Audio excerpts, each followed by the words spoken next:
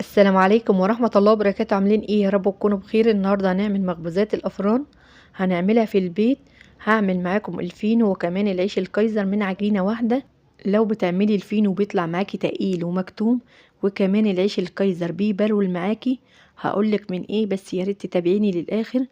انا عايزاكي بقى تجربي طريقة النهاردة، ما شاء الله الكيلو بيعمل كمية بجد تحفة.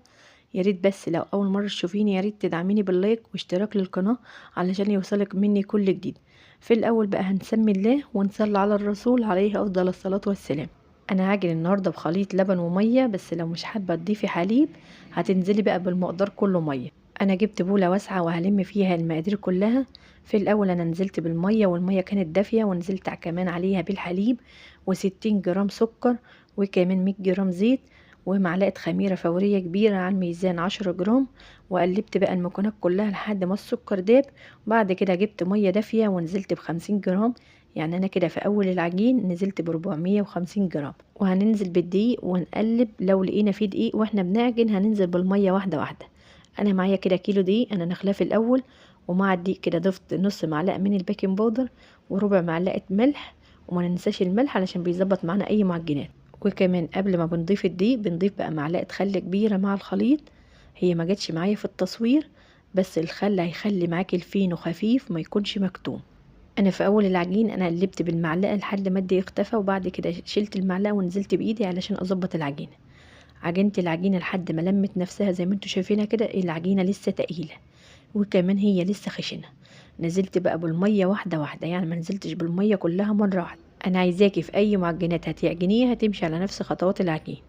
يعني عجيني العجينه يابسه ونحتاجت معاكي ميه هتضطري فيها واحده واحده. لو عجنتيها في الاول عجينه طريه هتغلبك في العجين، ونضفت دقيق هتلاقي بقى المكونات كده باظت معاكي خالص. وفي وقت التشكيل هتتلزق معاكي والنتيجه في الاخر مش هتبقى مظبوطه. يبقى يا ريت نمشي على نفس خطوات العجين. هقولك في نهايه العجين هي اخدت معايا ميه قد ايه بالظبط علشان تعجنيها وتطلع معاكي الفينو خفيف ما يكونش مكتوم. والعيش الكايزر لو بيطلع معاكي تقيل ومكتوم هقولك من العجينه.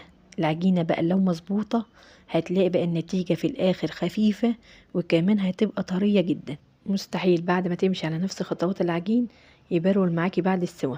من اول قطعه لحد اخر قطعه هيبقى طري، وكمان ما يبرولش معاكي خالص.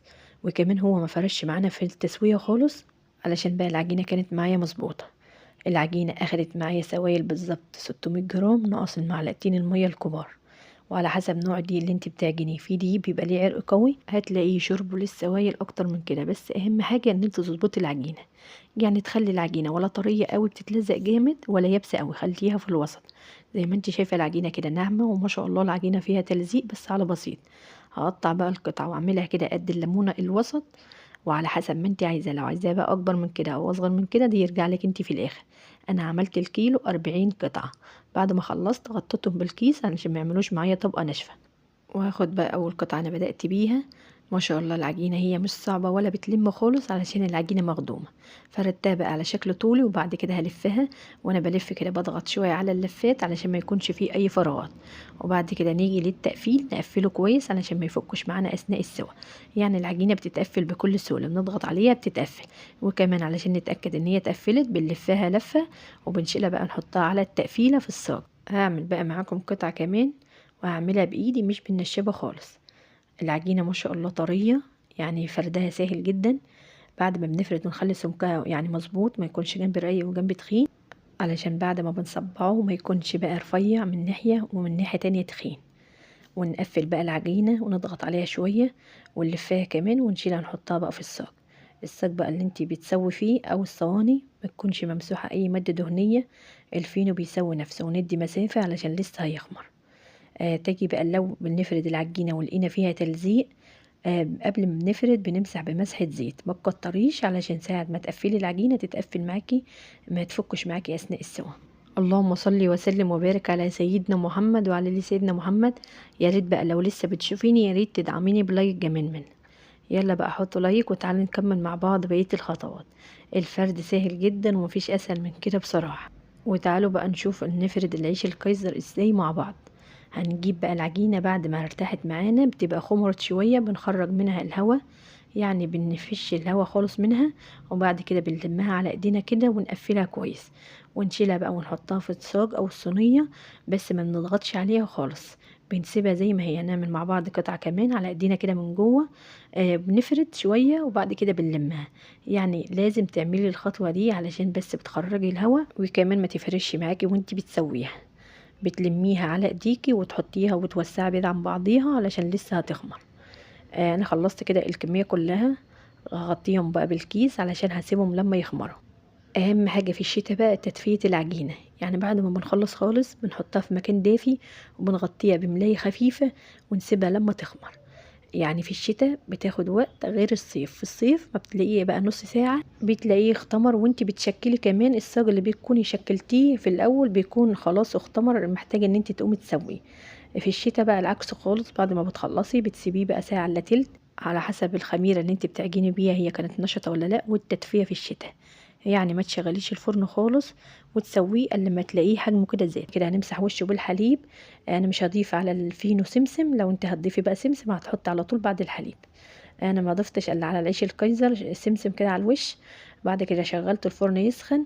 بعد التسخين ب10 دقايق بنوطي النار خالص زي الشمعة، وبندخل بقى الصاج اللي احنا عملناه في الاول. بندير بقى الصاج كل شوية علشان يدينا لون موحد. لو هتسويه في فرن البوتاجاز هتمشي على نفس الخطوات، يعني ما تدخليش الفينو وهو لسه الفرن مش سخن علشان ما ياخدش معاكي وقت اطول في التسويه وينشف معاكي. اول ما بيسخن بتوطي النار خالص وبتدخلي الصاج على الرف اللي في النص، وبتديريه بقى كل شويه علشان يديكي لون موحد. اول بقى ما بتخرجي الفينو من الفرن غطيه بالكيس ومن فوق الكيس فوطه علشان يبقى معاكي طري. انا كده بسوي معاكم العيش الكايزر، هي نفس التسويه على نار هاديه، وبدير كل شويه لحد ما يدينا لون موحد. وبعد دقيقه من السوا بنشيل الكيس علشان نشوف الفينو. اللهم بارك، ريحة الفينو تحفة، وكمان سواه كده حلو وعطي لمعة حلوة، والفينو كمان طري، وشفتوا كمان تسويته من تحت لقيته مظبوط.